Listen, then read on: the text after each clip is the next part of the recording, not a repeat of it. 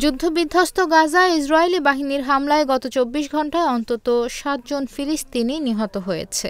আহত হয়েছে অন্তত ১০৮ জন। ফিলিস্তিনি স্বাস্থ্য মন্ত্রণালয়ের বরাতে এ তথ্য জানিয়েছে যুক্তরাজ্য ভিত্তিক সংবাদ মাধ্যম মিডল ইস্ট আই। এ নিয়ে ৪১৭তম দিনের মতো হামলা চালালো ইসরায়েল। হামলায় এ পর্যন্ত ৪৪,৫০০ ফিলিস্তিনি নিহত হয়েছে। নিহতদের প্রায় ৭০%ই শিশু ও নারী। আহত হয়েছে ১,৫০,০০০-এর বেশি মানুষ। এখনও নিখোঁজ অন্তত ১০,০০০ মানুষ। তারা সম্ভবত মারা গেছে এবং ধ্বংসস্তূপের নিচে চাপা পড়ে আছে। ফিলিস্তিনি স্বাস্থ্য কর্তৃপক্ষের মতে গাজা উপত্যকা জুড়ে ধ্বংস হওয়া বাড়ির নিচে এখনও ১০,০০০-এর বেশি মানুষ নিখোঁজ রয়েছেন।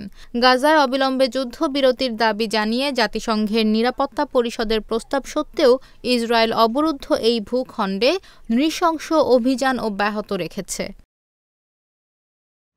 ইসরায়েলি নির্বিচার হামলা গাজাকে ধ্বংসস্তূপে পরিণত করেছে।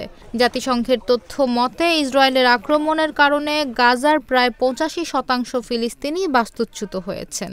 খাদ্য, বিশুদ্ধ পানি ও ওষুধের তীব্র সংকটের মধ্যে গাজাবাসী চরম মানবেতর জীবনযাপন করছে।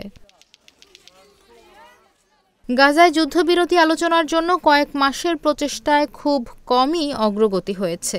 যুদ্ধবিরতি আলোচনা পুনরায় উত্থাপিত করতে কাতার, মিশর ও তুরস্কের সঙ্গে নতুন করে প্রচেষ্টা শুরু করেছে যুক্তরাষ্ট্র। হামাসের পক্ষ থেকেও অগ্রগতি লক্ষ্য করা গেছে। এরই মধ্যে মিশরের কর্মকর্তাদের সঙ্গে আলোচনা করেছে হামাসের একটি প্রতিনিধি দল।